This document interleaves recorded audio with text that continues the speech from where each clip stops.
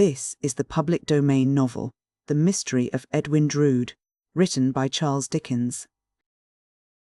Appendix, fragment of The Mystery of Edwin Drood.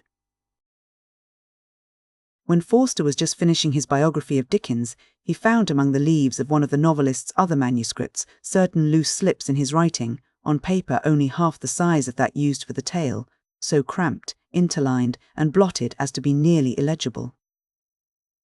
These proved, upon examination, to contain a suggested chapter for Edwin Drood, in which Sapsea, the auctioneer, appears as the principal figure, surrounded by a group of characters new to the story.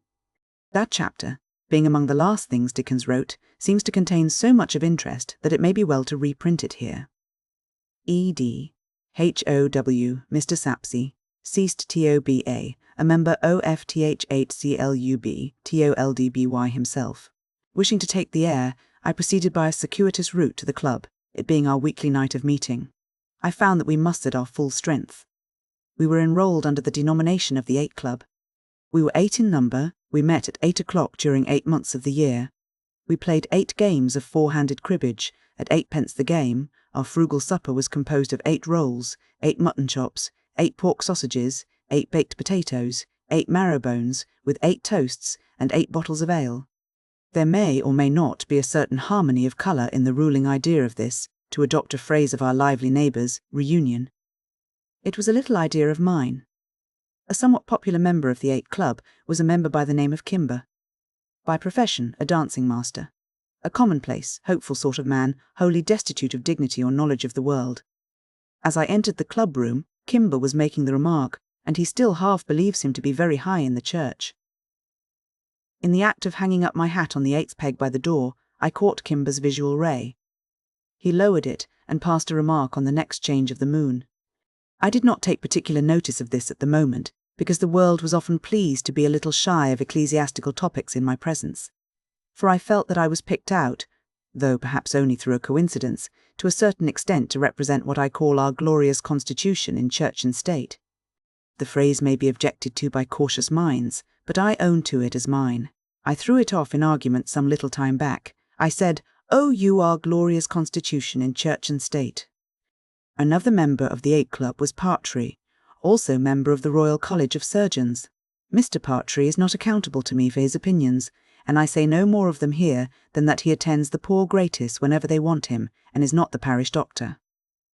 Mr. Partry may justify it to the grasp of his mind, thus to do his republican utmost to bring an appointed officer into contempt. Suffice it that Mr. Partry can never justify it to the grasp of mine. Between Partry and Kimber there was a sickly sort of feeble-minded alliance. It came under my particular notice when I sold off Kimber by auction. Goods taken in execution. He was a widower in a white under-waistcoat, and slight shoes with bows, and had 2 daughters not ill-looking. Indeed, the reverse. Both daughters taught dancing in scholastic establishments for young ladies, had done so at Mrs. Sapsea's, nay, Twinkleton's, and both, in giving lessons, presented the unwomanly spectacle of having little fiddles tucked under their chins. In spite of which the younger one might, if I am correctly informed, I will raise the veil so far as to say IKNOW. She might have soared for life from this degrading taint, but for having the class of mind allotted to what I call the common herd, and being so incredibly devoid of veneration as to become painfully ludicrous. When I sold off Kimber without reserve, Partry, as poor as he can hold together, had several prime household lots knocked down to him. I am not to be blinded, and of course it was as plain to me what he was going to do with them, as it was that he was a brown, hulking sort of revolutionary subject who had been in India with the soldiers, and ought, for the sake of society, to have his neck broke. I saw the lots shortly afterwards in Kimber's lodgings, through the window, and I easily made out that there had been a sneaking pretence of lending them till better times. A man with a smaller knowledge of the world than myself might have been led to suspect that Kimber had held back money from his creditors and fraudulently bought the goods. But, besides that I knew for certain he had no money, I knew that this would involve a species of forethought not to be made compatible with the frivolity of a caperer, inoculating other people with capering for his bread. As it was the first time I had seen either of those two since the sale, I kept myself in what I call abeyance. When selling him up, I had delivered a few remarks, shall I say a little homily, concerning Kimber, which the world did regard as more than usually worth notice. I had come up into my pulpit, it was said, uncommonly like, and a murmur of recognition had repeated his, I will not name whose, title before I spoke. I had then gone on to say that all present would find in the first page of the catalogue that was lying before them, in the last paragraph before the first lot, the following words, sold in pursuance of a writ of execution issued by a creditor. I had then proceeded to remind my friends that however frivolous, not to say contemptible, the business by which a man got his goods together, still his goods were as dear to him and as cheap to society, if sold without reserve, as though his pursuits had been of a character that would bear serious contemplation. I had then divided my text, if I may be allowed so to call it, into 3 heads: firstly, sold; secondly, in pursuance of a right of execution; thirdly, issued by a creditor, with a few moral reflections on each, and winding up with, now to the first lot, in a manner that was complimented when I afterwards mingled with my hearers. So, not being certain on what terms I and Kimber stood, I was grave, I was chilling. Kimber, however, moving to me, I moved to Kimber. I was the creditor who had issued the writ, not that it matters. I was alluding, Mr. Sapsea, said Kimber, to a stranger who entered into conversation with me in the street as I came to the club. He had been speaking to you just before, it seemed, by the churchyard, and though you had told him who you were, I could hardly persuade him that you were not high in the church. Idiot, said Partry. Ass, said Kimber. Idiot and ass, said the other 5 members. Idiot and ass, gentlemen, I remonstrated, looking around me, are strong expressions to apply to a young man of good appearance and address. My generosity was roused, I own it. You'll admit that he must be a fool, said Partry. You can't deny that he must be a blockhead, said Kimber. Their tone of disgust amounted to being offensive. Why should the young man be so calumniated? What had he done? He had only made an innocent and natural mistake. I controlled my generous indignation and said so.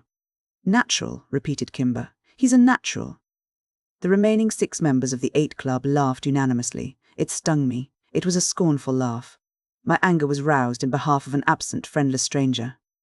I rose, for I had been sitting down. Gentlemen, I said with dignity, I will not remain one of this club, allowing opprobrium to be cast on an unoffending person in his absence. I will not so violate what I call the sacred rights of hospitality. Gentlemen, until you know how to behave yourselves better, I leave you. Gentlemen, until then I withdraw from this place of meeting whatever personal qualifications I may have brought into it. Gentlemen, until then you cease to be the 8 Club and must make the best you can of becoming the 7. I put on my hat and retired. As I went downstairs, I distinctly heard them give a suppressed cheer. Such is the power of demeanour and knowledge of mankind. I had forced it out of them. I, said Ed. Whom should I meet in the street, within a few yards of the door of the inn where the club was held, but the self-same young man whose cause I had felt it my duty so warmly, and I will add so disinterestedly, to take up. Is it Mr. Sapsea? He said doubtfully, or is it? It is Mr. Sapsea, I replied. Pardon me, Mr. Sapsea, you appear warm, sir. I have been warm, I said, and on your account. Having stated the circumstances at some length, my generosity almost overpowered him, I asked him his name. Mr. Sapsea, he answered, looking down. Your penetration is so acute, your glance into the souls of your fellow men is so penetrating, that if I was hardly enough to deny that my name is Poker, what would it avail me? I don't know that I had quite exactly made out to a fraction that his name was Poker, but I dare say I had been pretty near doing it. Well, well, said I, trying to put him at his ease by nodding my head in a soothing way, your name is Poker, and there is no harm in being named Poker. Oh, Mr. Sapsea, cried the young man, in a very well-behaved manner. Bless you for those words. He then, as if ashamed of having given way to his feelings, looked down again. Come, Poker, said I, let me hear more about you. Tell me, where are you going to, Poker, and where do you come from? Ah, Mr. Sapsea, exclaimed the young man. Disguise from you is impossible. You know already that I come from somewhere, and am going somewhere else. If I was to deny it, what would it avail me? Then don't deny it, was my remark. Or, pursued Poker, in a kind of despondent rapture, or if I was to deny that I came to this town to see and hear you, sir, what would it avail me? Or if I was to deny